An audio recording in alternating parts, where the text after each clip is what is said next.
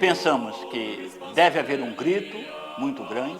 I think we should shout loudly, saying, "Please help us," because we are growing and we bear a great responsibility not to lose those priestly vocations. There are so many young people who are so interested, and we do not have enough space for them. That is why this help is so fundamental for us.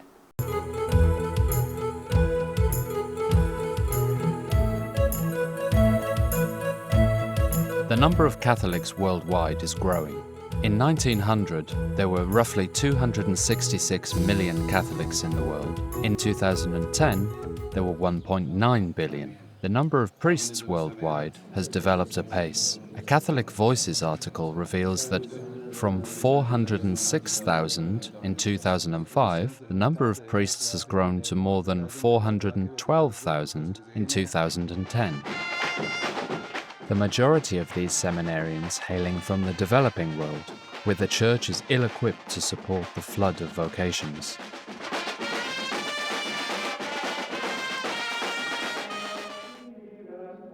Initiated by Father Werenfried van Straten, the Catholic charity Aid to the Church in Need was founded in 1947. From the beginning, one of its main pastoral priorities was the education and formation of future priests, especially in countries where the Church was persecuted and in poverty. Worldwide, we're supporting every year around 11,500 seminarians, so in Latin America, in Africa, in Asia, as well as Eastern Europe. And that means that we're helping basically 1 in 10 seminarians worldwide. Aid to the Church in Need helps Christians in over 140 countries. Over the last 60 years, the local church has submitted over 200,000 applications for priestly formation alone. The annual cost to support one seminarian is about $500. Funding is gathered thanks to the generosity of over 600,000 donors with a heart for supporting priestly vocations from developing countries around the world. One continent in which the Church, and therefore vocations, is growing is Africa. In 1900, the number of Catholics was estimated at 1.3 million. Today, that number has exploded to over 130 million. In Nigeria alone, there are 11,000 seminarians, many of whom come from poor rural areas, from families unable to support their studies to the priesthood. The Nigerian Church is also hard-pressed to provide the finances required. But the sad aspect is that we receive so many applications. Like in this diocese, I had over 30 applications from students who are eager to become priests because there is need for priests. But then you are constrained to select maybe 7 or 10 at most in order to admit them. This is not because we have enough priests, but this is because we are limited by material means.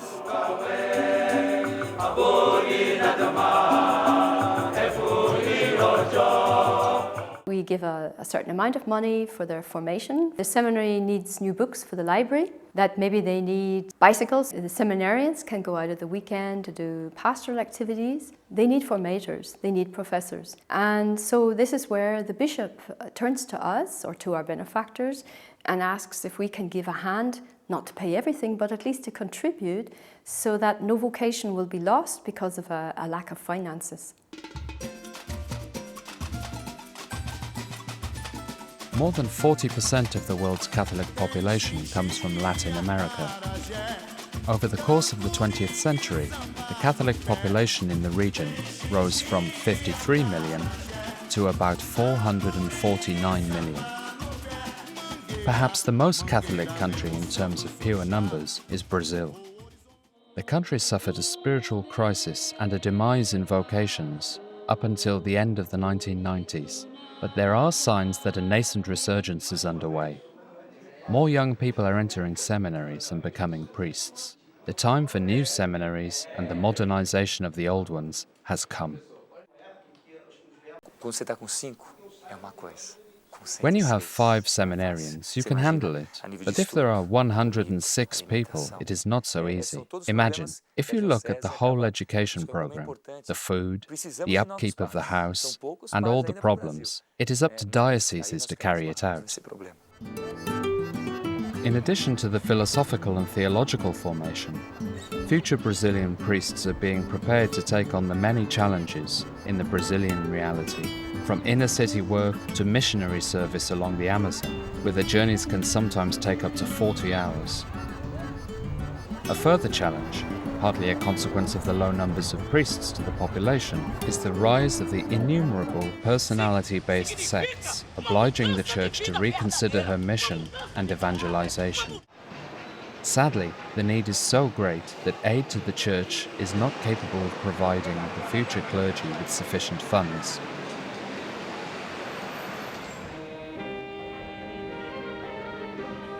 Cuba, after years of repression, where churches were confiscated by the state and limits placed on the number of seminarians, is also witnessing a flowering of the faith.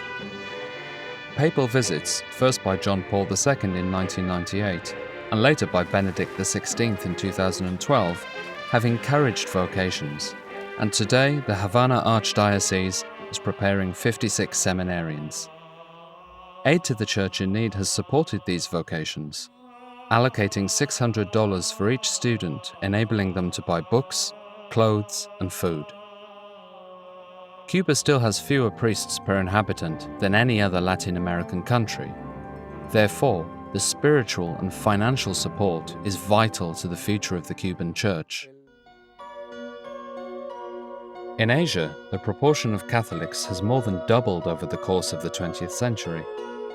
This growth is not only in traditional Catholic countries, such as the Philippines, but also in mission countries, such as India.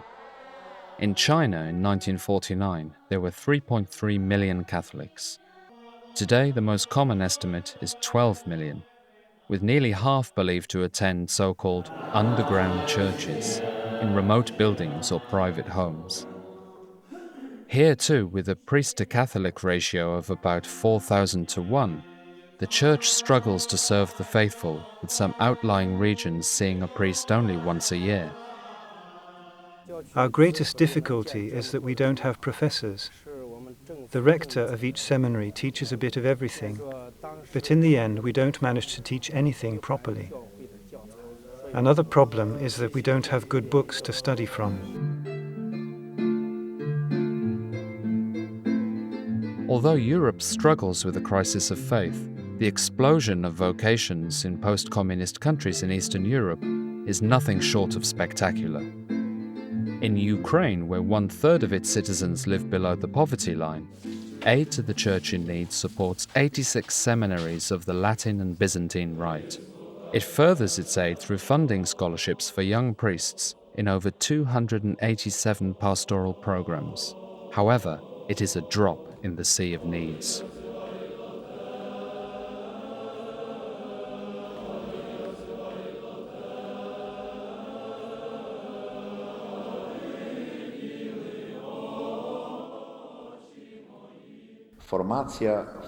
Formation is our priority. It is the foundation on which we can try to build some sort of future. We must be aware of that fact, and particularly so in eastern Ukraine, where the opportunities to learn about the faith were even scarcer. There are many people looking for God and who are unable to find Him. Why? Because there is no one to tell them about God.